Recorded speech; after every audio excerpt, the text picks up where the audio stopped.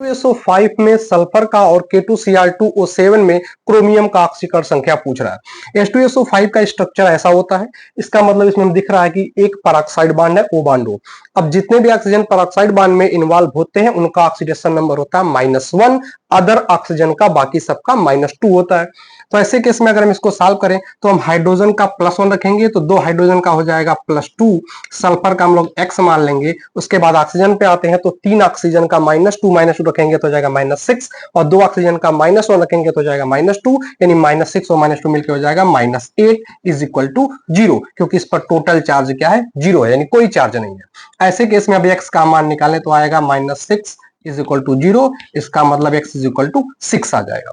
तो अगर हमें पता है स्ट्रक्चर तो हम आसानी से कैलकुलेट कर सकते हैं। मान लिया कि हमें स्ट्रक्चर नहीं पता है, अब इसमें कितने पेरोक्साइड बॉन्ड वाले ऑक्सीजन है ये हमें नहीं पता, तो ऐसे केस में सॉल्व करने का तरीका क्या होगा, आपको सल्फर का मैक्सिमम ऑक्सीडेशन संख्या पता होनी चाहिए, इसकी रेंज पता होनी चाहिए। तो सल्फर का इलेक्ट्रॉनिक कॉन्फ़िगरेशन होता है 286, इसका मतलब ये 6 इलेक्ट्रॉन निकाल करके +6 ऑक्सीडेशन स्टेट में जा सकता है।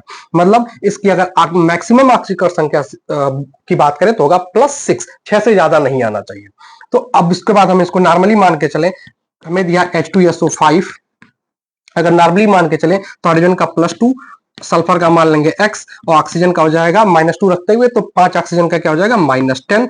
ऐसी स्थिति में जब हम x सॉल्व करेंगे तो आ जाएगा x इज इक्वल टू 8, जो कि रेंज से बाहर आ रहा है, 6 से ज्यादा आ रहा है। तो जैसे रेंज से बाहर आए आप मान लीजिए कि एक पेरोक्साइड बॉन्ड है, और जब एक पेरोक्साइड बॉन्ड मान के चलेंगे तो 2 ऑक्सीजन का -1 रखेंगे, तब उसके बाद 6 आ जाएगा।